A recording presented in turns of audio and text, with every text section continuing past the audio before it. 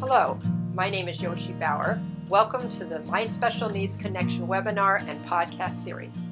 As a parent of children with special needs and as a professional advocate, I understand the challenge of connecting parents and professionals with the information that they need to serve children and adults with special needs. At My Special Needs Connection, we empower parents and professionals through valuable instruction and insights of experts in the special needs community. We're excited to come alongside you to provide you with information that you need. Let's grow through the exchange of knowledge and the hope of success. Be sure to subscribe to our newsletter and YouTube channel for new releases. Please enjoy our webinars and podcasts.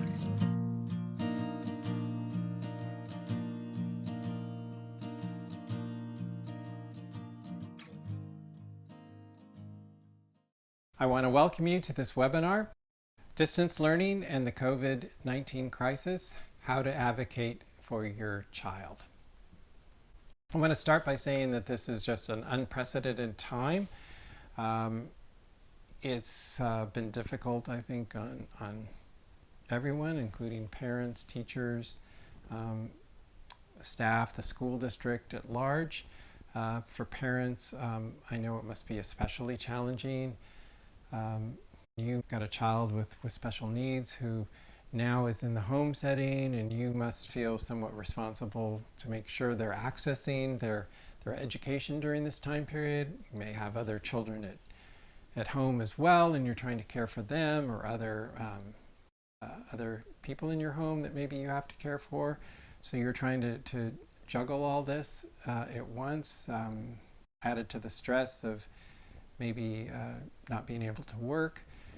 It's a difficult time, and for teachers, it's difficult for them as well. They've had to pivot into this distance learning model very quickly. They might have their own children at home that they're trying to assist as well, and doing their best to try to provide a distance learning model to the children that are on their IEP. For the school districts, I'm sure they never anticipated a situation like this, that they would be put in a position in a very short period of time to going from a model that had existed forever to an online virtual model, and coordinating all of the services, the accessibility, the technology to try to accomplish this. So I know it's difficult on all parties. My purpose today is just to talk a little bit about what are the rules that exist during this time period, and maybe some tips on just how, as a parent or a provider, you can help the child access these services during the COVID-19 crisis. And I want to start by saying, I've heard some pretty good things about how things are going with child's IEPs and programming. It's different, obviously, but I've heard some good things. I have heard a few bad stories as well. I've heard of situations where parents were told that they're really sorry, but there's nothing that can be done during this time period, and they're just going to have to wait for school to reopen. I've had another parent tell me that their high schooler who has motivation problems was basically given an online program and told, just turn in the assignments, no assistance, no check-ins, no instruction. And unfortunately, the student has not been turning in assignments, and it's possible that it could jeopardize graduation. So there's kind of a spectrum of how engaged and helpful districts have been during this time period. And so I want to give just some tips on how to kind of stay on top of your child's program. You don't want a situation where this time period is just wasted and your child comes back to school whenever that might reopen, way behind.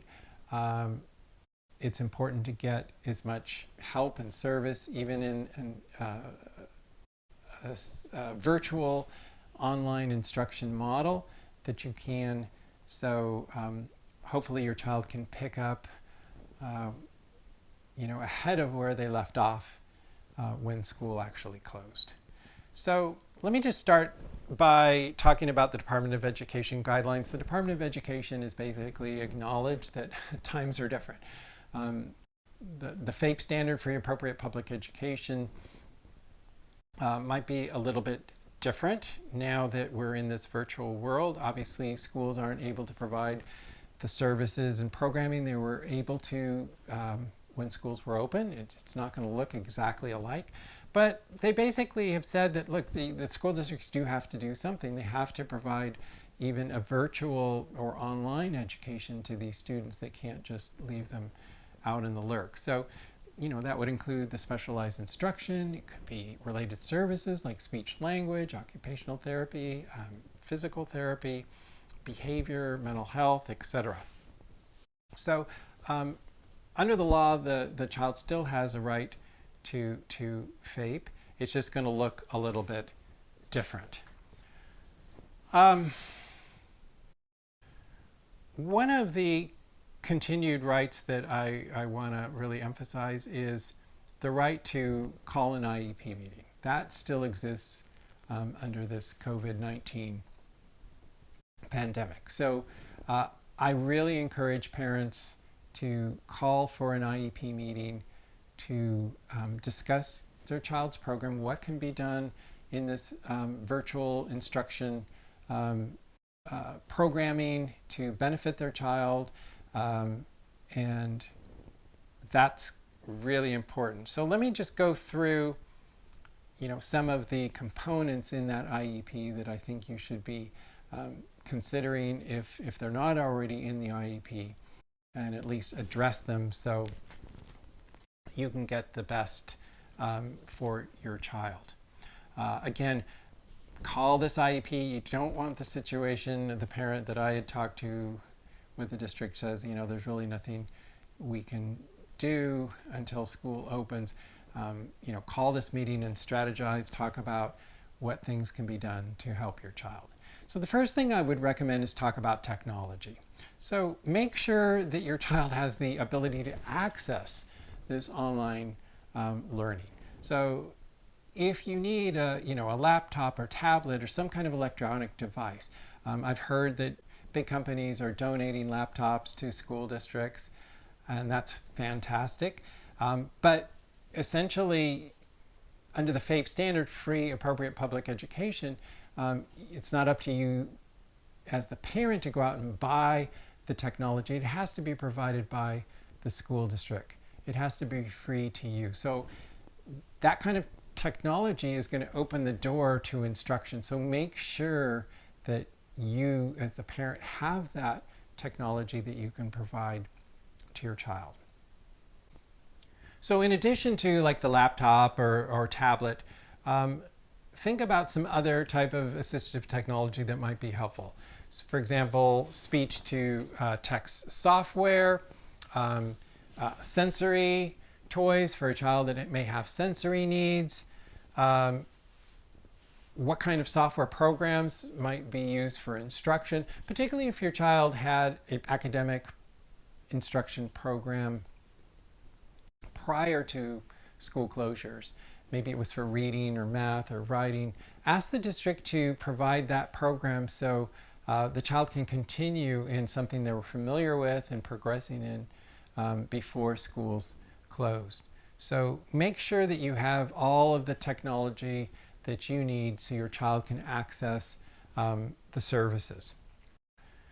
For academic programming overall, I'll get into the specifics in a minute, but you really need to think about your needs as the parent. So think about your work schedule. How can this online instruction fit into your schedule, your need to care for other children that might be in your home or family members, your ability to provide a quiet environment for your child so they can learn, what kinds of materials you may need to assist your child or coaching to support your child. So think about your needs as well, because obviously this virtual instruction is going to be happening in all likelihood in the home setting. So that's a consideration that you need to discuss, with the team. And think about the setting. Even in virtual instruction, it could be one-on-one, it could be small group, it could be a larger group. What kinds of settings, are appropriate for your child? Thinking about their attention span or their ability to focus. Some children do fine in larger group instruction, and some need smaller group instruction, or maybe even one-on-one. So consider that as well, because that can actually be accomplished through an online or virtual program as well. I also recommend parent consult. So it's really important, since you are going to be probably monitoring your child in the home setting, you're going to have some involvement in that. It's important that you have consultation with the experts, with the school district. So it could be the speech provider or the RSP academic instructor. It could be the behavior specialist. You might even want to write into the IEP, a weekly consult with the parent of half an hour or 15 minutes or whatever you think would be suitable.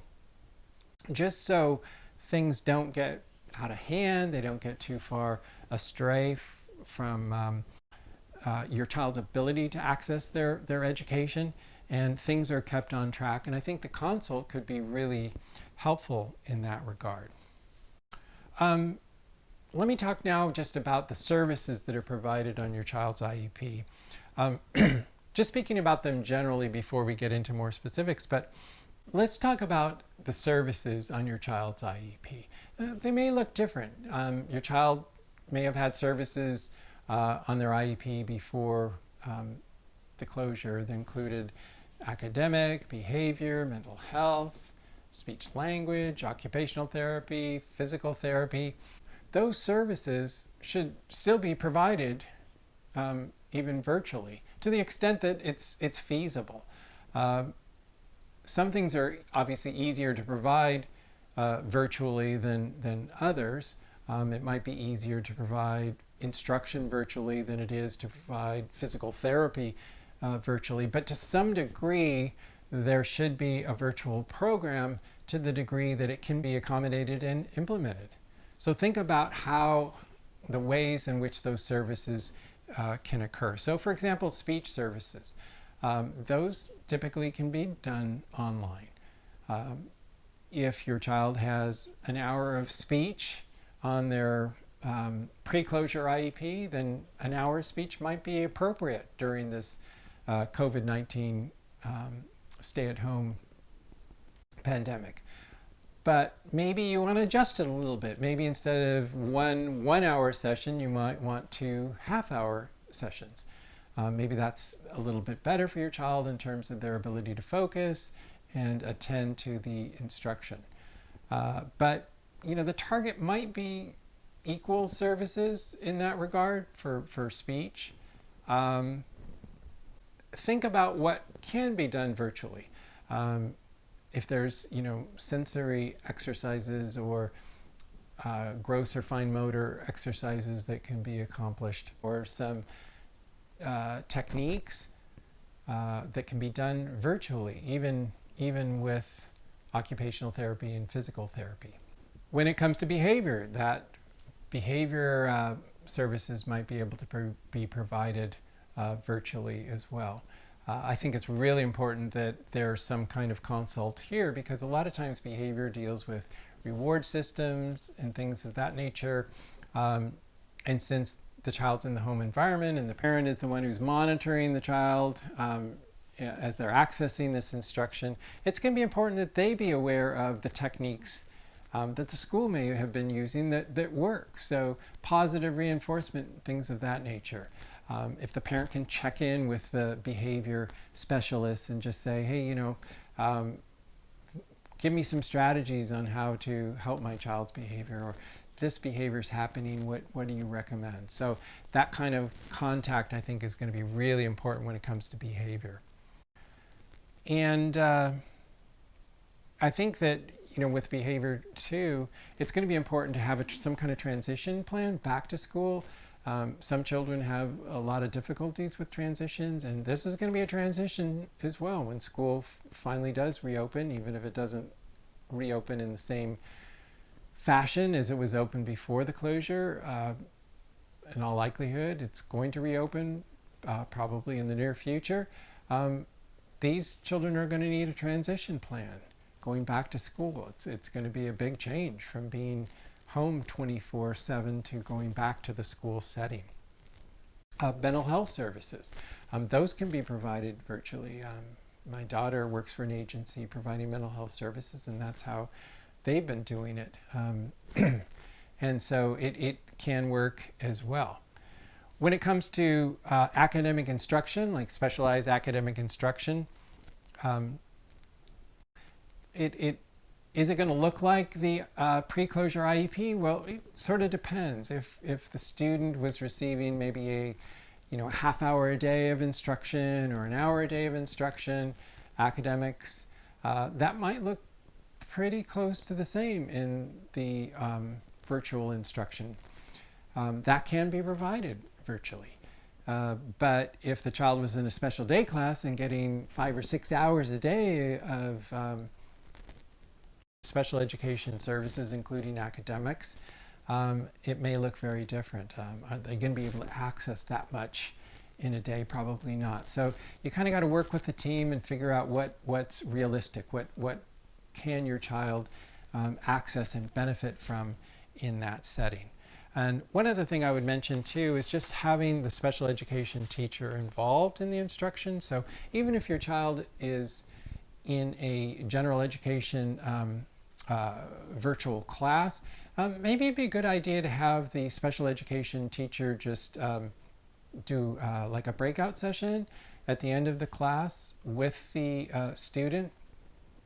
So similar to the push-in service that they may have had on their IEP before, where the special ed teacher comes into the classroom and kind of helps the student gain access to the material, that can be done virtually. So at the end of the lecture, maybe the special education teacher could virtually meet with the student and make sure they understood, the all of the instruction. If they had any questions, they understand the assignments. So that kind of thing can be done virtually as well. Remember, if the school district says, look, we just can't provide the service, not because it's not feasible or because it's just not doable under the virtual learning model, but they just don't have a provider for whatever reason, there is the right to go privately. So in California, they're called nonpublic agencies, and you can actually ask the district to go privately to provide the service that the school district should have been provided. So you can ask the district to use a nonpublic agency to provide that service the district should have been providing. So again, I'm not talking about virtual instruction versus one-on-one in-face instruction. I'm talking about where a situation where the school district says we just don't have a provider at all. So for example, speech language is on your child's IEP. That can be done to some extent in a virtual setting, but if they say we don't have a speech language provider, then really the school district should go out and hire a private provider to fill the gap in that regard. So once you work through all those services to try to get an appropriate program, don't wait until school reopens to get services that your child should have been getting, at least virtually during this time period.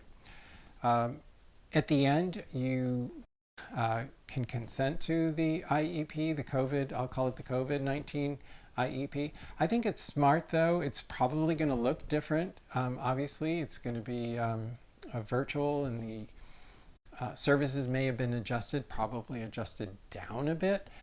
I think it's important to handwrite into the IEP that you as the parent consent to these, and I would call them interim IEP services, due to the COVID-19 pandemic and school closures. The reason for that is the consent that you're giving is just for an interim period during the closure. So when school reopens, the last agreed upon IEP would be the IEP that would be reverted back to. That may just be self-explanatory, but I always think it's smart to clarify language as best you can, and I think that would be important language to put in there. Again, just something saying that the parent is consenting to these interim IEP services for implementation purposes due to the COVID-19 pandemic and school closures. You might also want to mention that you reserve the right to compensatory education. I mean, that is something that the Department of Education stated that can be discussed when schools reopen with the IEP team. Didn't say that parents would be entitled to them necessarily, but it is something that is a topic of discussion. I think it's really important to document the services during this time period.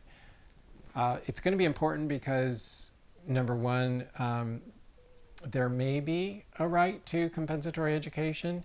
Let me mention what that is first. Basically, it's makeup for the law. So if your child was supposed to get certain services on their IEP and they didn't, those services can be made up through what's called compensatory education, and that may be available once school reopens. But in any case, I think it's really important to document the services your child is receiving during this interim period.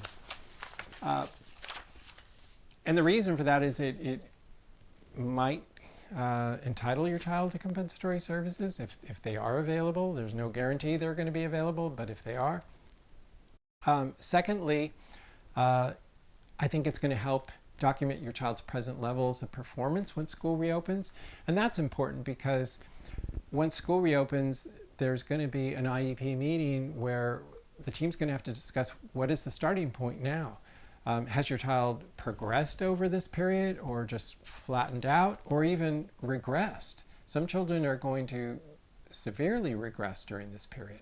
And so that present level is going to be important because it might mean that the child's entitled to more services they were getting in the pre-closure IEP because they've fallen further behind and need more help to catch up. So documenting services, real simple. You can just keep a log. What kind of service did your child get, whether it's PT, OT, speech, academic, behavior, mental health. What was the delivery of that service? Was it online? Was it with other children? Was there any consult to the parent provided along with the instruction or any packet sent home? Then log the duration of the service. Was it half an hour or an hour? Did it get was it actually half an hour instruction, or was 10 minutes spent trying to get the internet connection correct, whatever? And then finally talk about how your child accessed this instruction. Were they engaged? Were they engaged the entire time? Were they engaged 50% of the time or 25% of the time? Document whether the service occurred at all. Was the provider not available? Or was your child unavailable? And then document the reason for that. So in conclusion, just a couple of final thoughts. First of all, try to get as many services as is appropriate for your child right now. Don't assume that once school reopens, you're going to get make-up services for everything that was lost along the way. I mean, if the school says, I'm sorry, we can't provide services, document that, meet with the team, try to convince them that we can do this online, let's work with technology and try to get the most as possible, because you don't want a situation where, because of the lack of effort, your child severely regresses, and then it's just going to be harder once school reopens to get them caught up. Second and finally, I would say document what services your your child's getting, how they're accessing those services, and keep track of their present levels. What is their performance in reading, writing, and math, or behavior, or speech, whatever areas of needs they may have. Because even though it's up in the air as to whether comp ed will be available or in what situations, at least if you document where your child's levels are, when you do meet as an IEP team when school reopens, you're going to be a very significant participant in that meeting, because you're going to have a lot of information about your child's present levels. And that might lead to more services. If your child has regressed over this time period, it may take more services than they were getting pre-closure to get them caught up. So that's going to be really important, since you're with your child, you're watching them access their education. Try to keep track of where they're functioning so you can be a real strong participant and advocate once schools reopen. Well, I want to thank you for attending this webinar, and I hope you stay healthy, and hopefully schools will reopen in the very near future.